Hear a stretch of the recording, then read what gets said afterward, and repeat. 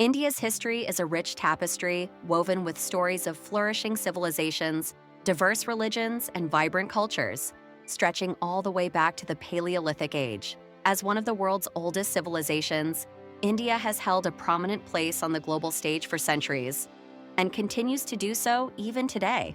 Though capturing the entirety of India's history in a single video is impossible, it's a journey well worth exploring.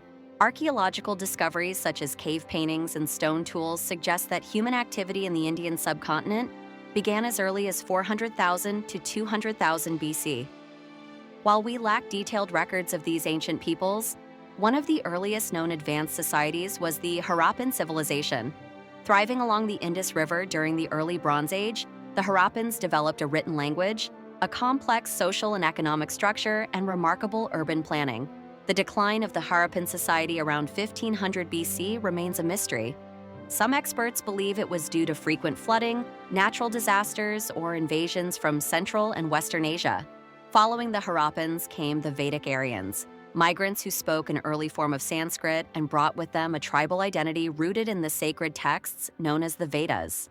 These four scriptures form the foundation of Hindu philosophy and provide insights into the Aryans' way of life. By 1000 BC, their influence had spread across much of India. The Vedic people emphasized ethics and righteousness, believing that true happiness and salvation came from fulfilling one's moral duties according to one's position in life. Their society was structured into three primary classes: the Brahmins, priests, Kshatriyas, warriors, and Vaishyas, commoners. As they expanded, their settlements grew, bringing both cultural and economic prosperity. By the 4th century BC, 16 major states had formed across northern India. Among them, the Magadha kingdom rose to prominence under Chandragupta Maurya, who established the Mauryan Empire, the first Indian imperial power. Its capital, Pataliputra, near modern-day Patna, boasted impressive architecture, libraries, and even a university. The Mauryan Empire also maintained a strong military and efficient governance. Chandragupta's grandson, Emperor Ashoka, brought a significant transformation. After a brutal war with the kingdom of Kalinga, Ashoka embraced Buddhism and adopted a policy of nonviolence, promoting peace throughout his realm.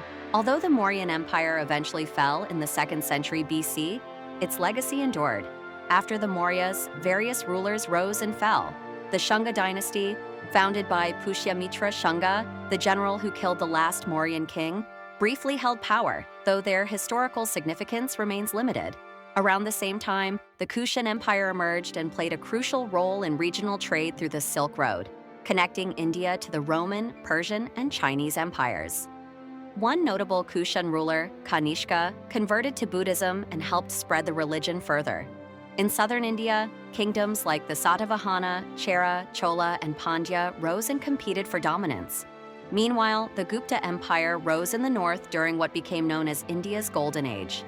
Under Gupta rule, northern India experienced great cultural, scientific, and political growth.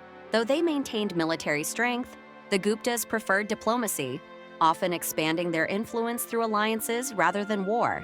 However, between the 5th and 6th centuries, the Guptas fell into decline due to invasions by the Huns from Central Asia. Despite the political turbulence, religions like Buddhism and Hinduism continued to thrive. A major turning point came with the arrival of Islam. Muslim invasions began a century after the death of Prophet Muhammad. Sultans conquered regions like Sindh and Multan, often destroying Hindu temples along the way. The Rajputs fiercely resisted but were ultimately defeated in 1292 by Muhammad Ghori. By the 13th century, the Delhi Sultanate had risen, beginning with Qutb-ud-Din Aibak of the Slave dynasty. Several dynasties ruled in succession: the Khiljis, Tughlaqs, Sayyids, and Lotus. The final blow came in 1526 when Babur, leader of Kabul, defeated Ibrahim Lodi at the Battle of Panipat and established the Mughal Empire. The Mughals, of Turkic-Mongol origin, ruled most of India for over 2 centuries and oversaw a golden age of architecture, art, and administration, leaving behind marvels like the Taj Mahal. However, by the 18th century, the empire began to crumble due to internal revolts and external pressures from the Marathas and the British. The British East India Company, already present in the region, began expanding control after the Mughals' fall. Tensions peaked in 1857 with the Indian Mutiny, also known as the First War of Independence. Though the British suppressed the uprising, it marked a shift. Queen Victoria declared India under the Crown's rule on November 1, 1858. Despite British dominance, resistance persisted. After World War I, Mahatma Gandhi led the Indian National Congress in launching the non-cooperation movement.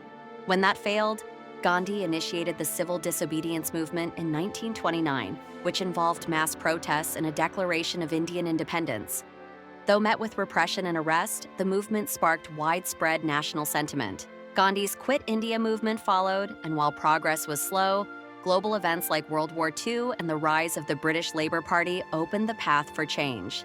Finally, at midnight on August 15, 1947, India achieved independence, a defining moment in its long and extraordinary history.